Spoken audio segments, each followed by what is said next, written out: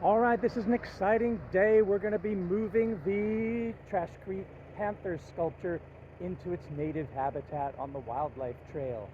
And you get to see how it's done. TR pilots the tractor, moves it past the biodigester. There it is.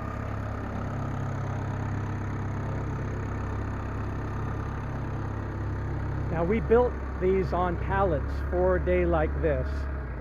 The hope is that there won't be anything to break. And so here we go.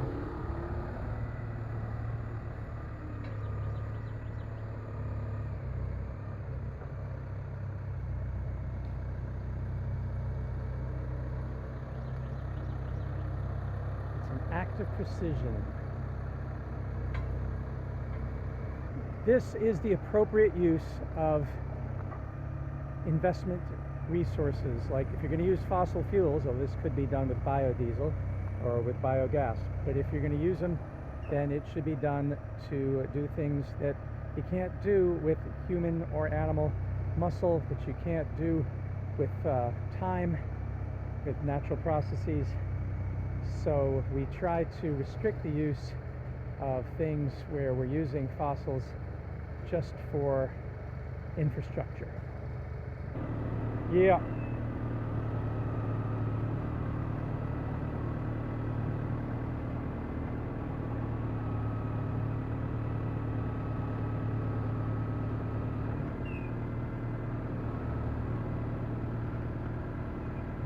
The guy's a master.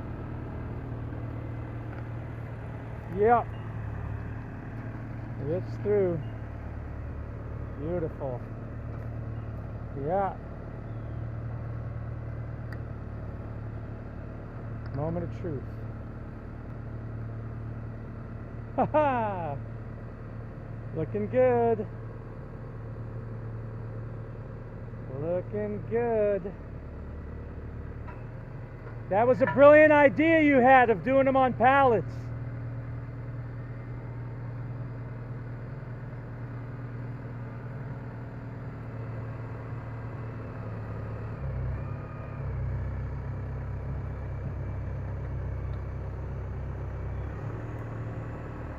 A brilliant TR, Tom Randall,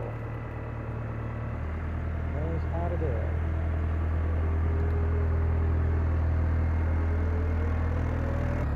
Now getting through the door. Raising it up.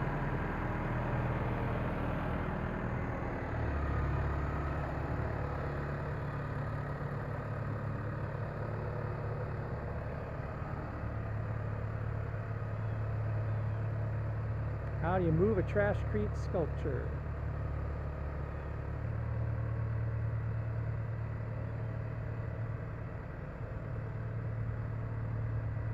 Machinery is wonderful. That's why every kid loves machinery like this. I remember Killian when he was 3-4 years old. He watched Bob the Baumeister and he loved looking at bagas and this kind of machinery. Sent him pictures from Africa when I was going through Kenya, Tanzania, and Rwanda, and there were so many road construction projects, and I would send him pictures of the big machines that were there. And,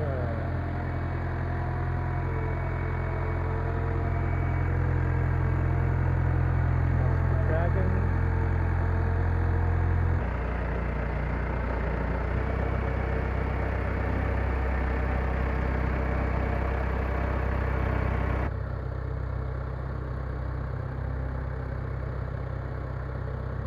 Imagine school kids around the world making Trashcrete sculptures of their favorite wildlife. That there is about, I would say, 2 to 3 years of trash from a couple. We're talking about all the plastic, every kind, 1 through 7, plastic bags, even PVC pipes that you wouldn't want to ever burn. Certainly your bottle caps and bottles, PET bottles, HDPE jugs, milk jugs, and detergent bottles, and toothpaste tubes, dental floss, all the stuff, candy wrappers, chips bags with the Mylar, the aluminized bags that are considered number 7 or non-recyclable. Every possible plastic can be put in there and sequestered for maybe hundreds, who knows how many years, because it's got a glasscrete top to it, a coating that makes it impervious. It's made from the crushed glass cullet that we have, the glass sand mixed with cement, seals everything else in, so you don't have any microplastics entering the environment.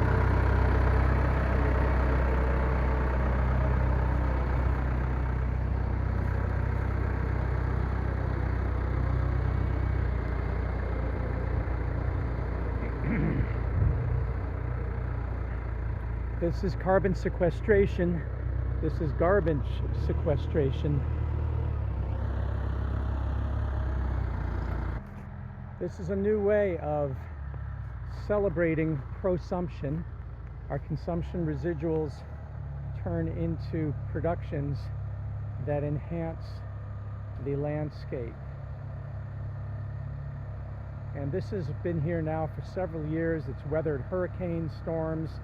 It's weathered tornadoes, big rain events, humidity, moisture, and kids jumping up and down on it. So this is our Imagineering here, if you like.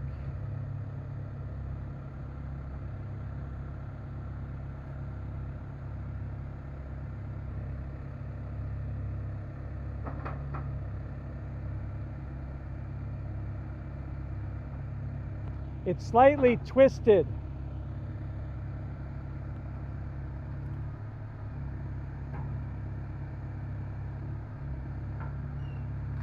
And it's almost in place.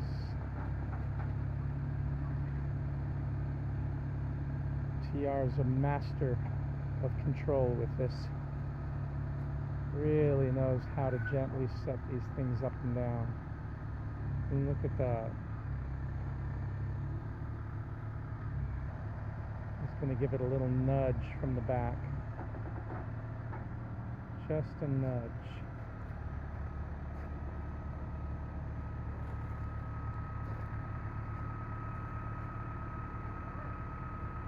So it's nice and square.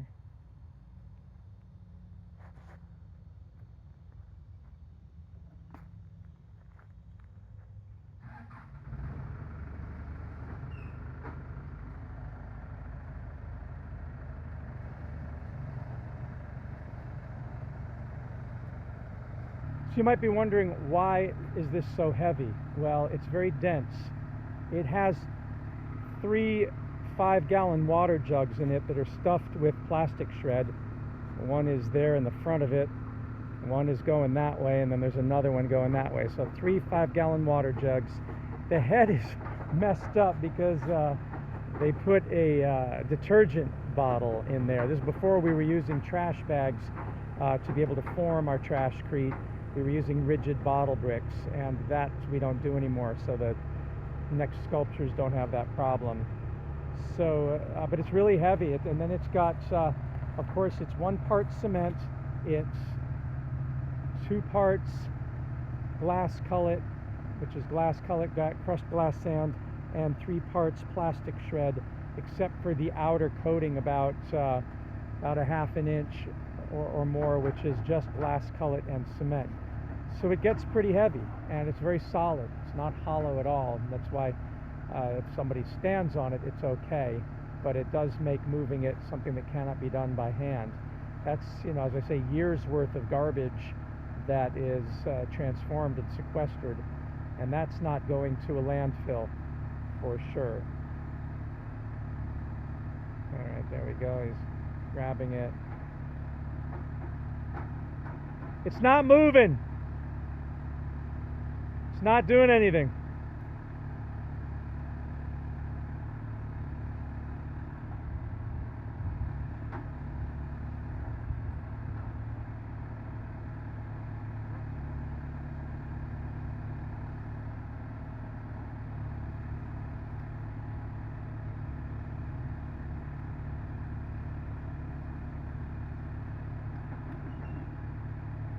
Good.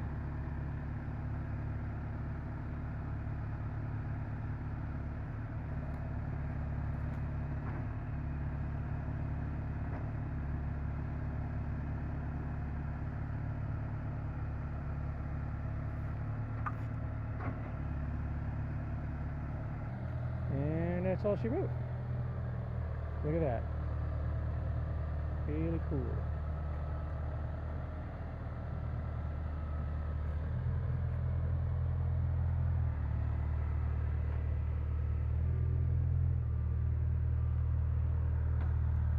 So this is the new place for the panther. It'll have plants growing around it. It'll be painted so it looks nice. And then we have the rest of the trail with all sorts of different sculptures that are going to be around. The other sculpture is in here. So you see we have by the bear.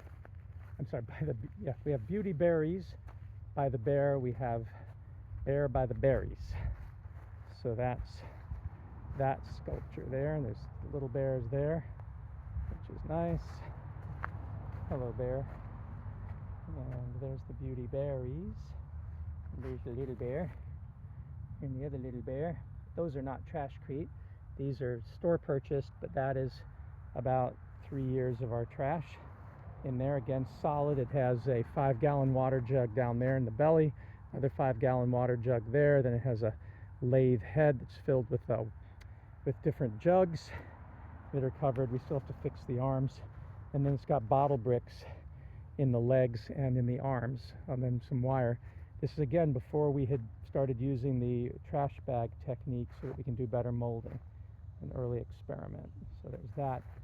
And then so now we got the panther and that. Oh, and at the head of the trail, up here as the students enter the trail, you see the turtle, which is right there, but the head has cracked, so we're gonna have to fix that. Prop that back up. I think some kid jumped on that. It's okay to step on this because this is solid, but you can't step on the neck, and apparently somebody did something. So there's that to contend with, but that should be a pretty easy fix. So that's at the entrance to the wildlife trail as you go in to the Rosebud Native Trail, as you can see. And then you get this botanical gardens, flat plum there, a little bench there, Rosebud Native Trail. It's the Native Plant Restoration Trail. And then as you come through, you see the bear from behind over there, but that'll be grown up with vegetation, so you'll have to get at it from here. The beauty bears are really coming along, which is just wonderful. So to pop those in my mouth. They're delicious. And they're hanging away. And so we're getting rid of the Kogon grass. That's the purpose of this fabric. Get rid of the Kogon grass. And people will be able to come in and they'll say, oh my gosh, there is a Florida panther. It's cool. And then as they continue around, then you have different sculptures that'll be hidden in there, hidden in there. So we plan a manatee somewhere down by the lake over there. And we have these spirits. So these are store-bought. These are not our Trashcrete, but they're scattered all over the trail as well. And then as we come through the trail, we'll discover there's many different iconic wildlife. Oh, there's a bunny rabbit. Oh, you just hopping through. That was cool. Hello, bunny rabbit. A real bunny rabbit this time. And then out by the fountain here, this is a solar-powered artificial stream that we've made. And out by that is going to be a deer and her fawn sitting here. And this is the technique I'm using now, where the Trashcrete is in plastic bags so that I can change the form as opposed to using bottle bricks, which are rigid. I can mold this before they cure, and so that'll be the fawn, and then the mother will be sitting around it. Again, this should go up on a pallet, but that's an idea for where the site will be near this stream. So that's the nature trail and the Trash Creek Wildlife Sculpture Project. Hope you enjoy and hope you're inspired to do this with your trash. Because remember, there's no such thing as trash. One man's trash is another's treasure.